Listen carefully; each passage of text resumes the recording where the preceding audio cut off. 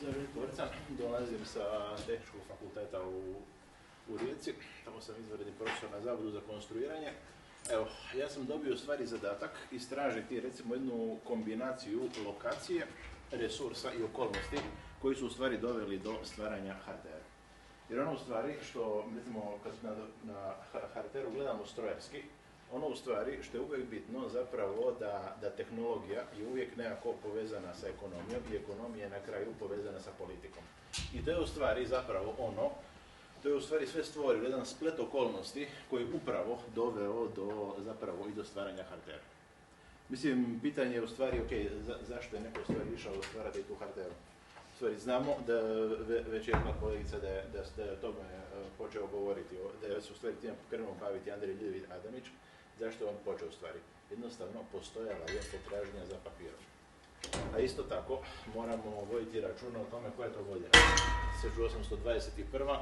Znači, napoleonski ratovi su tu sad više manje negdje završili, Ilirske provincije su maknute, sve se vratilo u ono više ili manje prijašnje stanje, znači Austro-Ugarska je tu negdje bila, ali taj prostor jednostavno bio u jednoj jezivoj gospodarskoj depresiji.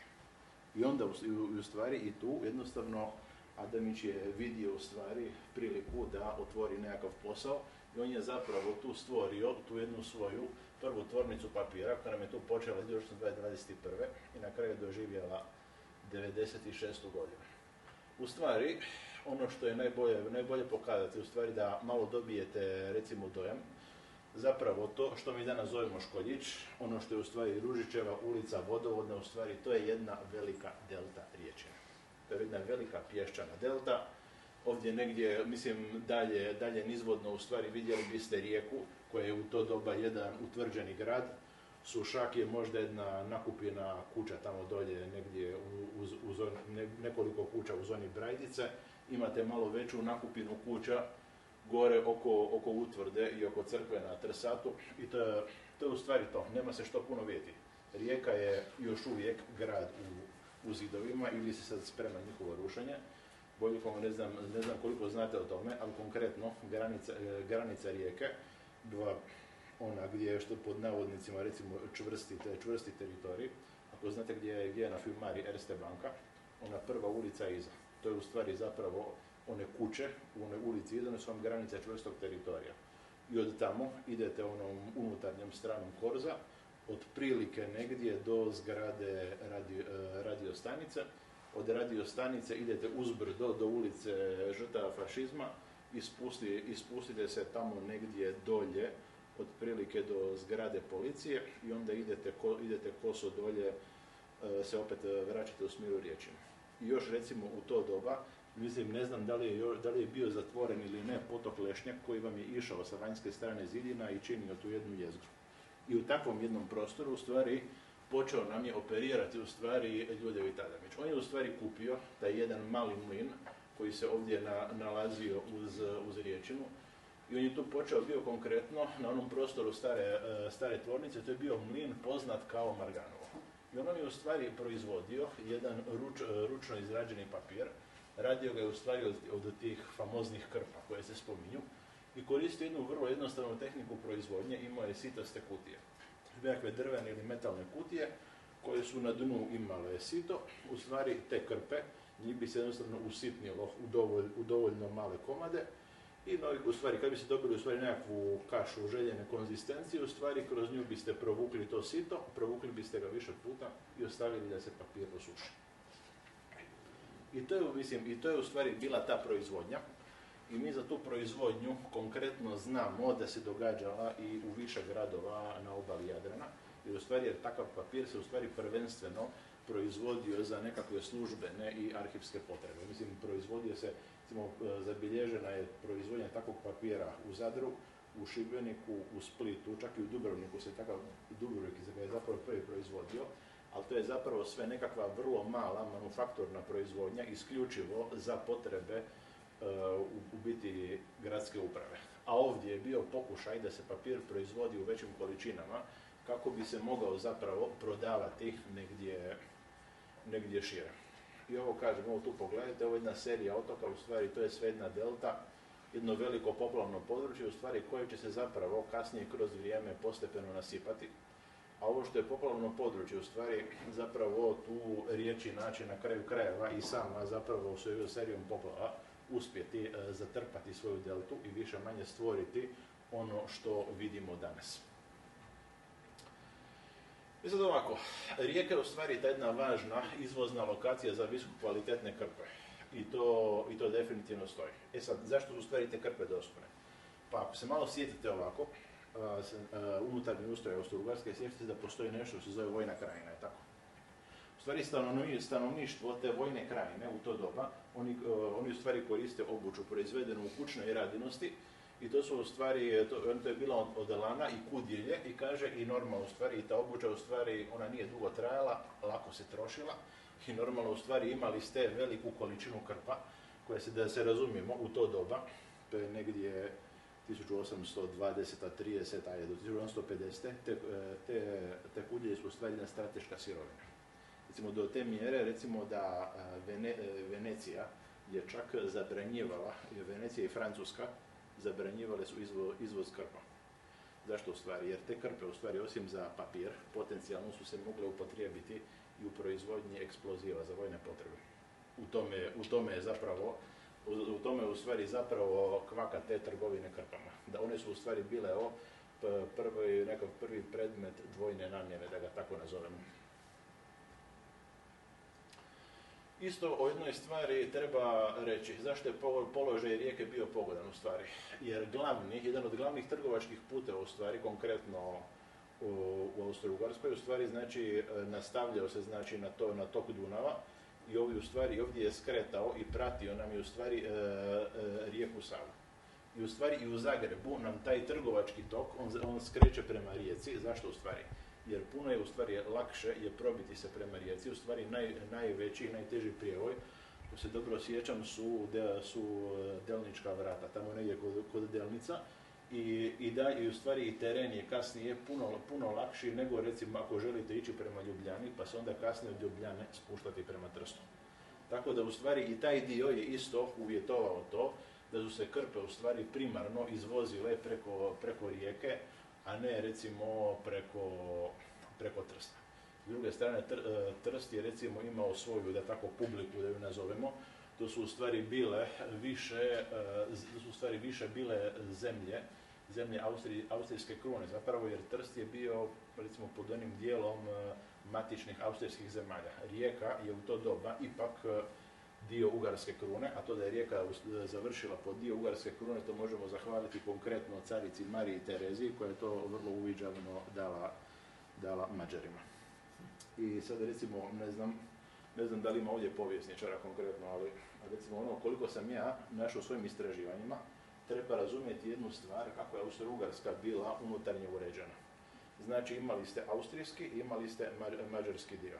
Oni su funkcionirali, hajde da nazovimo to, po jednom principu koji bi danas bio sličan Europskoj ekonomskoj zajednici.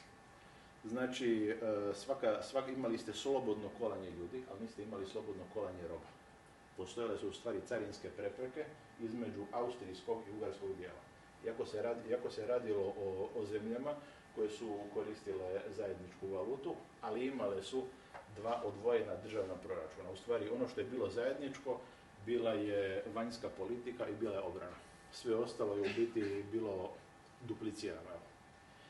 I normalno, u stvari, svaka od te dvije jedinice štitila je, znači s jedne strane štitio se austrijski kapital, s druge strane štitio se ugarski kapital.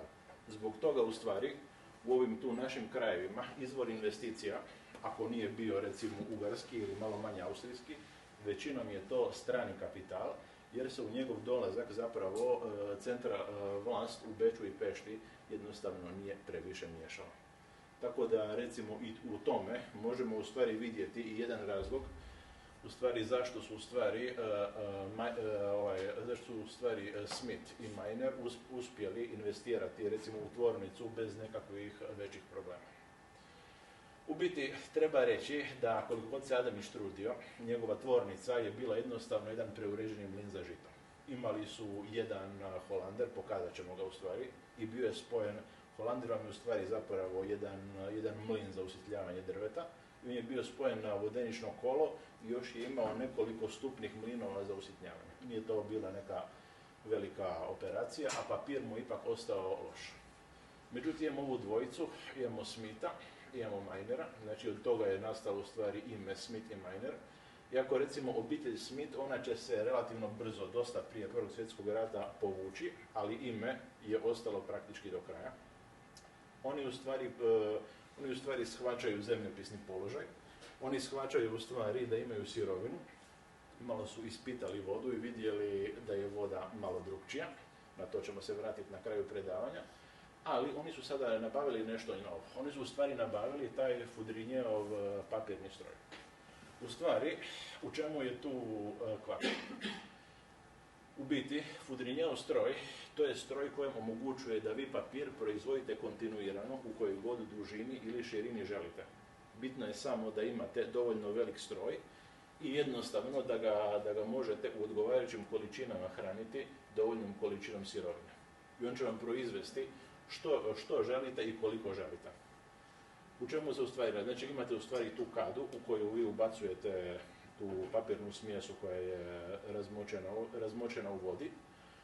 On ju u stvari povlači van kontinuirano na jedan valjak i izvlači ju zapravo van preko sita i mreže. I kako on u stvari masu izvlači van, ona se kontinuirano suši i ona zapravo i on ju odmah u stvari postiže to da ona postaje dovoljno kruta da vi nju možete dalje poslati u sistem na sušenje i vi dobijete zapravo jedan kontinuirani papir. A ovo ovdje u stvari, to je taj famozni mlin, kako su ga nazivali Holender ili čak ga neki nazivaju Holander. To je u biti jedan mlin kroz koji vi u stvari imate jedan kružni proces materijala. Materijal jednostavno kruži, a geometrijske karakteristike ovog tu diska vam određuju koliko će biti fin materijal u koji će vam on zapravo samljeti sirovinu koju vi ubacujete unutra. I evo ga, u stvari, mislim, kombinacija znači modernih i poboljšanih strojeva znači omogućila je jednu proizvodnju kvalitetnijeg papira. I sada u stvari ovdje zapravo imamo, znači, i to su još uvijek u ovom trenutku, 1934. Znači to voda dolazi relativno jednostavnim drvenim kanalima i dovodi se sa desne obale riječine. Ovako, samo da, ovako, ne znam, pretpostavljam da znate ali ako gledamo ušće, ako ja gledam prema ušću, lijeva obala, desna obala. Znači lijeva obala ona koja je tvornica, desna obala je obala na kojoj se nalazi rijeka. Tako toga se držim kad govorim o lijevoj i desnoj obali. Znači tamo gdje je zvir desno, tvornica papira lijevo. I ono što je u stvari bilo bitno, znači da kvaliteta papira kojeg su oni proizvodili u ono doba je bila, što kažu, mjerljiva sa engleskom. Ona je mjerljiva, znači, a Englezi su u ono doba jednostavno referentni proizvođači papira. Zašto u stvari? Jer oni imaju pristup zapravo kvalitetnoj sirovini iz svojih kolonija. A ovdje uspjelo se postići, prvenstveno zbog vode, ovih lako dostupnih sirovina, da se možete dobiti kvalitetan papir. A kad kažemo kolonije, jednu stvar je isto interesantno reći. Kad se vratimo malo na Austro-Ugarsku i unutarnje uređenje, u stvari sve što nisu bile zemlje austrijske i ugarske krune, tretiralo se kao kolonije. I toga u stvari moramo biti jako dobro svjesni kada raspravljamo o tom dobu. U stvari, jednostavno i te zemlje se u stvari čak svjesno držalo na jednom niskom stupnju ekonomskog razvoja. Ako se ko malo bavio povijesti, ona famozna, recimo, Galicija. Galicija, ona koja spominje Krležno, sjećate se onog Domobran Trdak vidje, onih dijela. U stvari, Galicija vam je u to doba sinonim za glad. A Galicija je jedan u stvari od posjeda austrijske krune.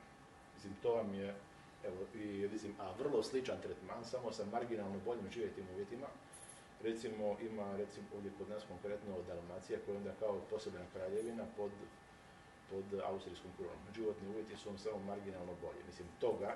A vrlo slična situacija i u ovom tu hrvatskom dijelu koji u to doba pod ugarskom krunom. I ne znam ako možda sad malo skačem sa teme na temu, znate ona famozna iseljenikova kuća ili Casa del Emigrato u Industrijskoj ulici. To je u stvari bio dio jednog sistema koji je zapravo poticao iseljavanje ne njemačkih i ne ugarskih naroda. Tako da u stvari, to je i, a sve to kad se sve skupa zbroji zajedno, što ste u stvari imali u tvornici papira, jeftinu radnu snagu, koja je zapravo u biti u to doba bila je plaćena praktički jedva da može preživljavati. I to u stvari vam recimo stvara jedan okvir za njeno funkcioniranje. 1854. ili 55. To je, recimo, tu možemo doživjeti jedan napis. U stvari imamo poboljšane uvjete, znači, za izvoz sirovina. Zašto u stvari? Jer napravljen je prokop sadašnjeg korita riječine, poplava će biti puno manje, poplave će biti manje katastrofalne, iako će ih biti, ali ono što je bitno u stvari, zapravo nastala u stvari, danas ga zovemo Senjsko pristanište, ili je poznata u narodu u stvari kao Luka Baroš. Ona u stvari zapravo predstavlja staro ušće riječine koje je nastalo nakon što je ovdje tu, gdje tamo od 1854. do 1955. napravljeno novo korito. U to doba, znači, mislim da tu već dolazi do rušenja gradskih zidina, znači grad se počinje širiti, a ovo je u stvari gradu jako dobro došlo, jer od kad je u stvari rijeka bila slobodna luka, trošak grad je imao trošak redovitog čišćenja korita i održavanja lučkih prostora. I u stvari, i sad, kad je ovaj tu dio odjelja od toka riječine, znači ovdje, znači mrtvi kanal i bazen Porto Baroša mogli su se značajno organizirati za nekakve lučke operacije. I sada u stvari tu nama recimo započinje jedan uzlet međunarodne trgovine i sad možemo u stvari postići širenje na ostala tržišta u svijetu. Mislim, koliko je tvornica važna, evo recimo, ovo je u stvari karta rijeke, bolje rečeno famoznog Corpus Separatuma. Ovo je u stvari, koliko sam uspio naći, izrađeno neposredno pred Prvi svjetski rat. Ovo što je zaokruženo, mislim da piše Papirgier, mi se čini, tvornica papira. Znači, Mađari tvornicu papira smatraju dovoljno važnom da ju ubace u ovu kartu, kao što ovdje je recimo ubačena i tvornica torpeda. I recimo, ono što je interesantno, da pronašao sam recimo da ugarske vlasti, da su one samoinicijativno, bez odobrenja banske vlade u Zagrebu, tvornicu proglasile dijelom rijeke. Iako se je nalazila na drugoj strani rijeke. Tako da u stvari i Mađari su bili isto svjesni potencijala tvornice. Ono što je interesantno, da nakon velike poplave 1852. znači diže se brana na riječini, znači uzvodno od tvornice, napravili su dovodne tunele i postavili su onaj famozni sustav vodnih turbina za pogon strojeva. Isto tako, sada tvornica ima i parni stroj, tako da može raditi sa doduše smanjenim kapacitetom kad riječina presuši. Ono što je recimo i ovaj tunel u stvari kojime se dovodi voda, ali sada sa lijeve strane, ona je u stvari obilježena sa ovom pločom na ulazu. Uglavnom, u stvari, znam ovako, ovo snimamo, pa recimo, znam da ovo zvuči kao nekakva čarolija koju bi izvalio Harry Potter ili neko od njegovih prijatelja, ali ovdje se u stvari zapravo želi u stvari postaviti spomen ploča spomen ploča u stvari izradi tunela, znači i to konkretno i tome da su bili Smith i Miner vlasnici, uglavnom, a da radovima je upravljao onaj famozni Fremont o kome smo govorili. Tako da u stvari sad već imamo jedan prilično ozbiljan industrijski pogon. Do 1865. recimo ovo je jedna slika koja je otprilike snimljena negdje naslikana u to doba. U to doba već imamo 5 linija za kontinuiranu proizvodnju papira. I od onog trenutka, kad u stvari imamo one tunele, zapravo onda u stvari već možemo govoriti o vodeničnim kolima, a već imamo i pripreme za ugradnju prvih parnih turbina. I ovo što je interesantno, recimo ovo bi otprilike išlo gore negdje na Banska vrata, ovdje u stvari imate dva dimnjaka koja su povezana u stvari sa nekakvim sustavom cijevi. I recimo ono što je interesantno, stanovništvo Trsata se jako bunilo u stvari na te dimnjake. Oni su u stvari govorili da je cijela ova strana brda doslovno crna od onoga što izlazi iz tih dimnjaka. Ali, kažem, kapacitet se širi jer potražnja za papirom postoji. 1873. godina. Znači od onda imamo željezničke veze sa Bečom i Budimpeštom. Znači opet nam se širi kapacitet. A ono što je u stvari bitno reći da tvornicu se uvijek doživljavalo kao jednu konkurenciju, znači austrijskim i ugarskim tvornicama. U stvari zbog toga je bio postignut jedan prešutni ugovor sa vladom u Pešti. Se ono kaže da će tvornica u Rijeci moći raditi što god želi, dokle god ne pokušava prodavati na teritoriju Austro-Ugarske. Zbog toga je tvornica bila primarno orijentirana na izvoz. Međutim, 1878. godine postignut je nekakav dogovor sa ugarskom vladom i od onda u stvari počinje proizvodnja visokokvalitetnog papira, znači onaj krpeni papir, danas ga zovu i pamučni papir. To je u stvari specijalni papir za tiskanje, znači obveznica i državnih dokumenata. Isto tako, sada počinje proizvodnja velike količine cigaretnog papira za mađarske tvornice duhana. A zašto nam je u stvari bitna ova željeznička pruga? Jer željeznička pruga u stvari, ona nam je zapravo stvorila tu famoznu industrijsku zonu, koju imamo, znači Vodovodna i Ružićeva ulica. Jer u stvari željeznički nasip je odrezao onu zonu i jednostavno je biti na neki način konfinirao industriju u onaj prostor.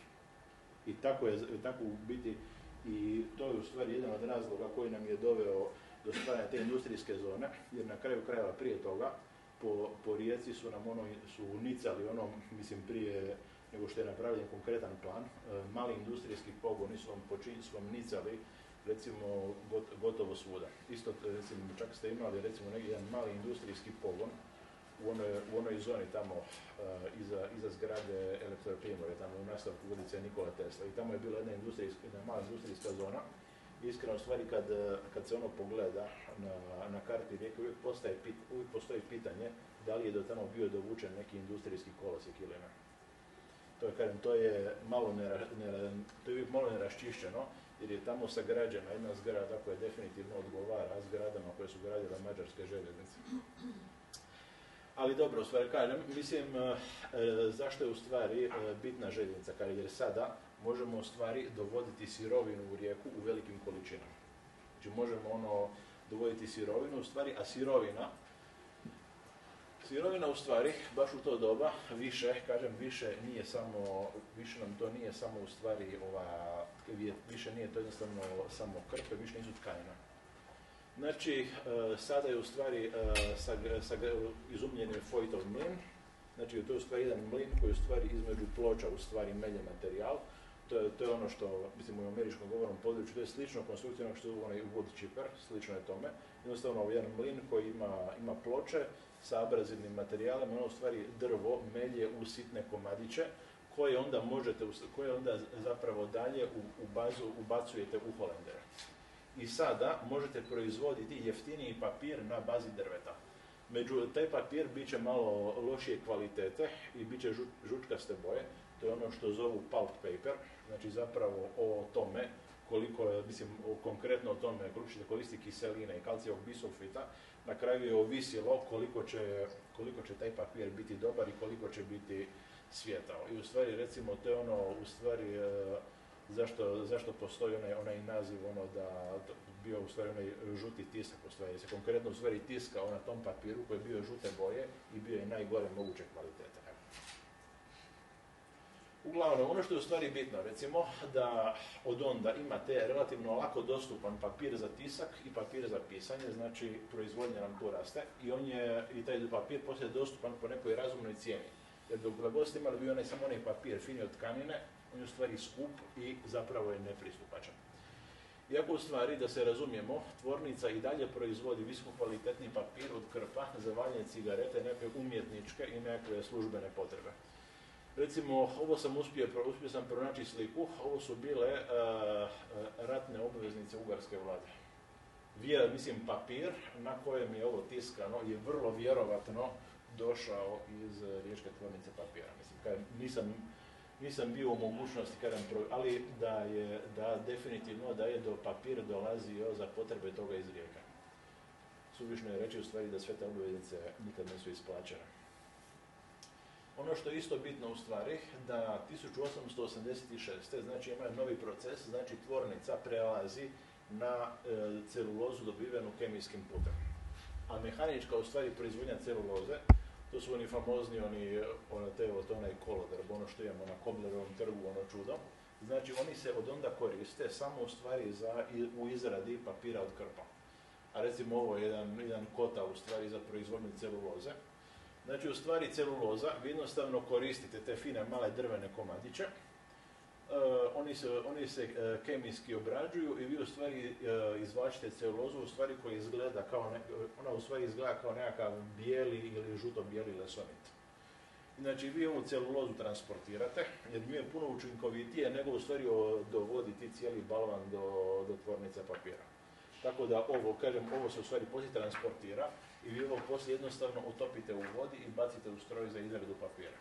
I s druge strane dobijete gotov papir.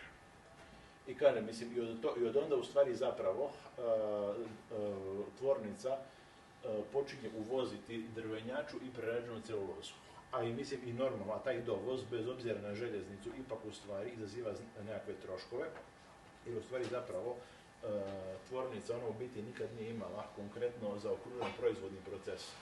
Znači da su negdje imali pogon za proizvodnju drvenjača i celuloze, iako mi se čini nešto je postojalo tamo u Lici do 90. godina, tako da su u stvari zapravo morali sirovinu uzimati na tržište. Tako da je to isto imalo jedan utjecaj na rentabilnost tvornice.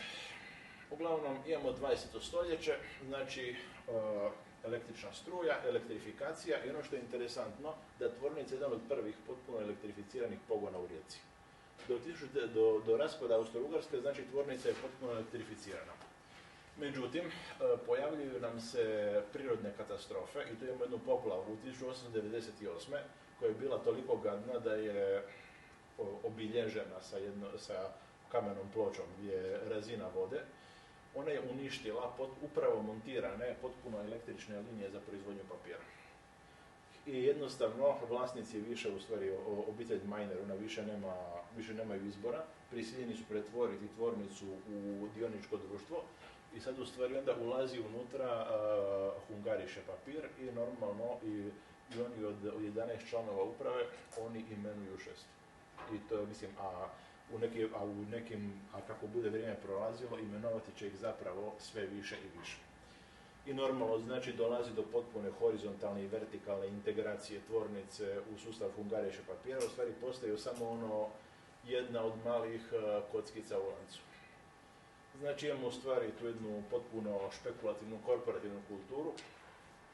Mađari demontiraju sve proizvodne linije, osim linije za cigaretni papir i odnose ih u tvornice u Mađarsku. I to se događa pred Prvi svjetski rat. Kad je počeo rat, u stvari tvornica je u potpunosti ovisna o sirovini, znači o celulozi i drvenjači i krpama koje šalje Hungariše papir, a sjedište uprave je preneseno u Budimpeštu. 1918. znači slom Austro-Ugarske, prvo ulazi vojska Kraljevine Srbije, naglašavam, onda još govorimo o Kraljevini Srbiji, i ulazi vojska Kraljevine Italije u Rijeku i Sušak. I znači tu je jednostavno jedan slom i kraj svega, sve živo zamire.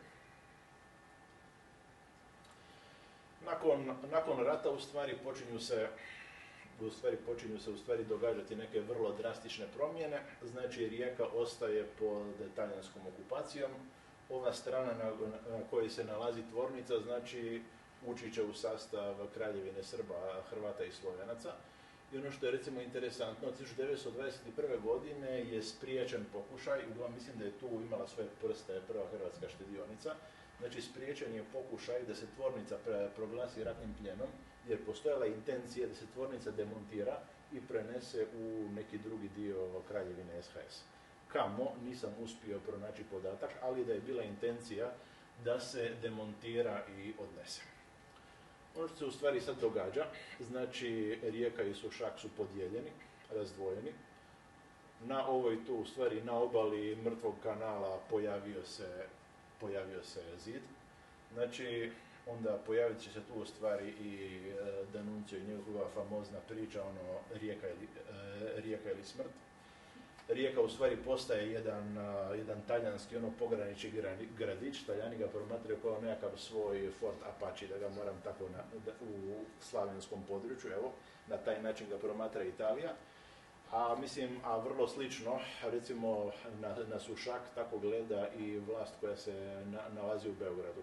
To je njima nekakav udaljeni kraj i njima se za to jednostavno živo fučka. I onda recimo treba spomenuti one nekakve ugovore iz mjesta koji su potpisani u mjestu Netuna i poslije su potpisani ugovori u Orapalu kojima su uređeni odnosi, znači Kraljevine Italije i kasnije Kraljevine SHS, poslije Kraljevine Jugoslavije. Mislim, to je vrlo interesantno zapravo.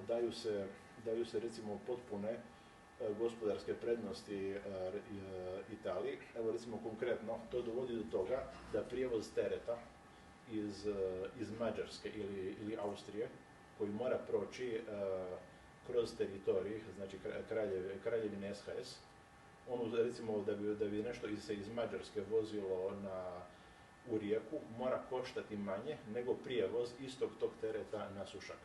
Ista stvar ako se nešto prevozi iz Beča preko Ljubljane u Rijeku. Jednostavno stavljeni su u jedan sistem kolonijalnih ugovora i normalno u stvari ovdje dolazi zapravo do jedne teške gospodarske depresije, u stvari u kojoj tvornica mora nekako preživljavati. Jasno u stvari, kada je D'Annunzio potjeran iz Rijeke, ovdje je sagrađen taj granični most i nekako je uspostavljen taj nekakav balans zapravo jedne i druge strane riječi. I normalno u stvari, tvornica u stvari sada će imati pogone na teritoriju dvije države. I ovo što je rečeno da su problem zapravo ti izvori vode, zapravo, a glavni izvori vode za proizvodnju cigaretnog papira se nalaze ovdje na riječkoj strani. Ono što je interesantno da ni jedna ni druga država više neće pokušati omesti rad tvornice. Očito u stvari vjerojatno je jednima i drugima odgovarala kao nekakav generator zaposlenosti u području koje je zapravo u jednoj teškoj ekonomskoj depresiji sa jedne i sa druge strane granice. Evo recimo ovo samo da vidite u stvari, ovo je slika u stvari konkretno srušenog mosta, znači 1924. Ovo je bio srušio tamo D'Annunzio 20. A recimo ovo je slikano 28. a most je konkretno bio popravljen 24. Tako da je ponovno moguć željeznički promet od Sušaka prema Zagrebu, znači moguć je dovoz sirovine. Do onda u stvari morali ste sve skidati sa vlaka u Škrljevu i voziti zaprežnim kolima u tvornicu. 1922. znači uspješno obnovljena proizvodnja, znači, a 1924.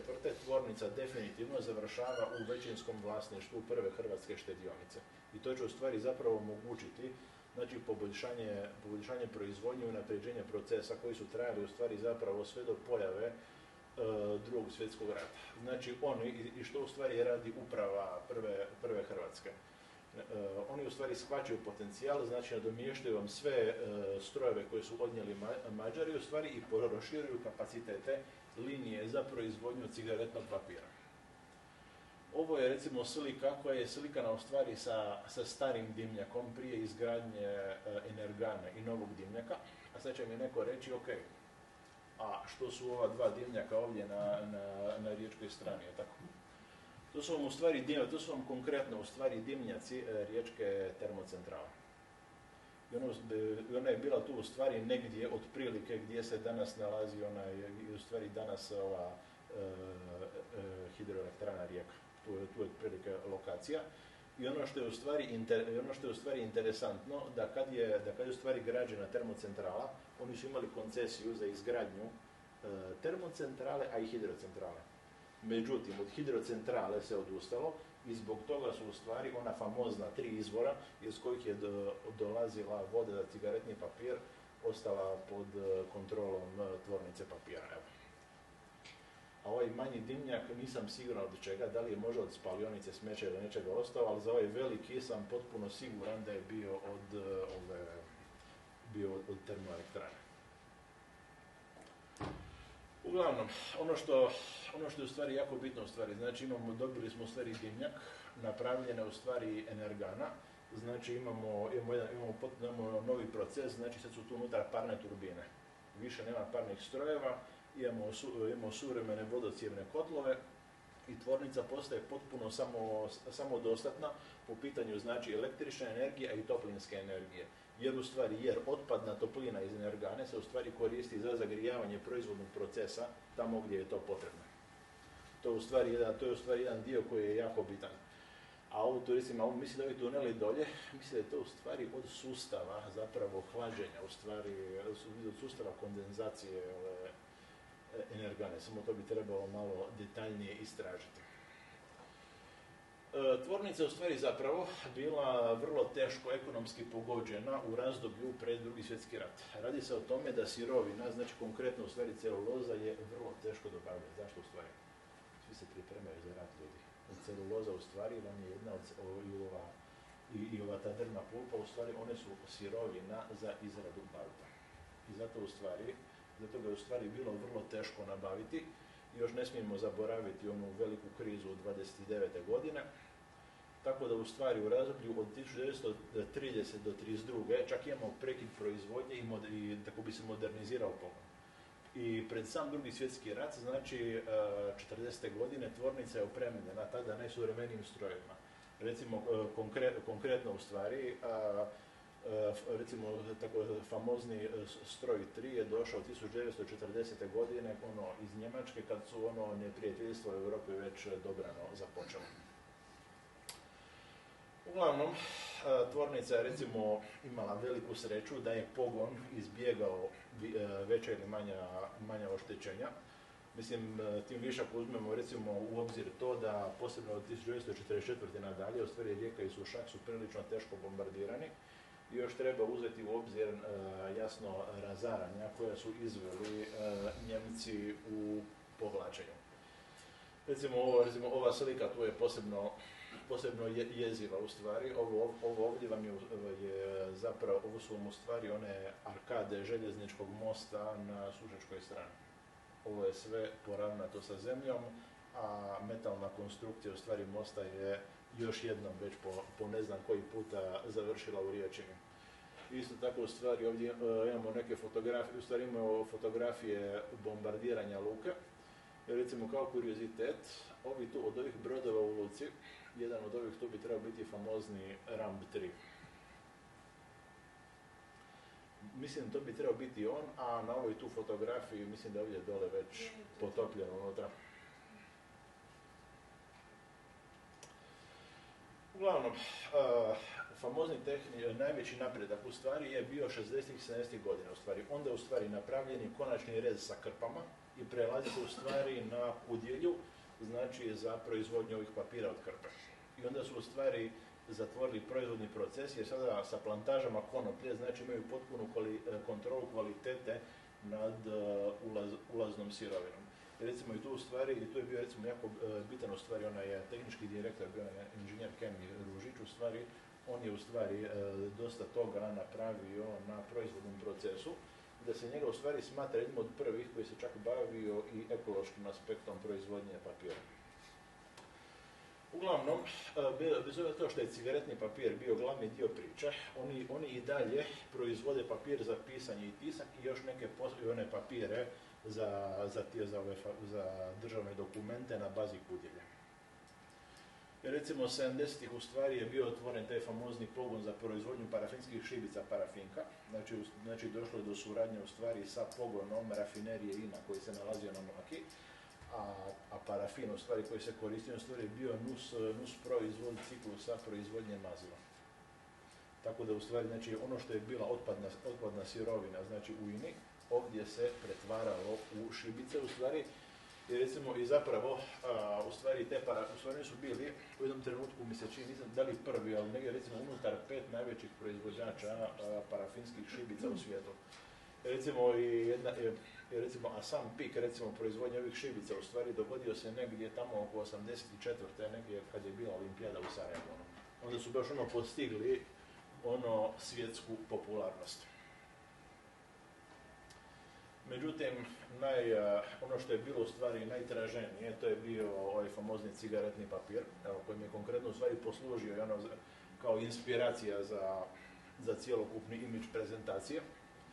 Znači, taj papir se proizvodi kao knjižice, smotuljci i vajci, mislim. I sad dolazimo u stvari do cijele tajne vode.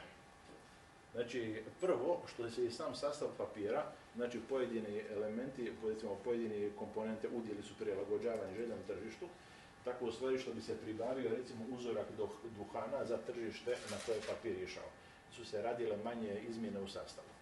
A drugo, u stvari, sam cigaretni papir, on zapravo mora biti u stvari lagan i prozračan, tako da mora izgarati relativno brzo, ali opet ne smije gorjeti brže od duhana i što je najbitnije, ne smije ostajati za sobom pepeo. Zbog toga u stvari ima relativno velike količine punila u sebi, a to smo u pravilu kalcijev i magnezijev oksid.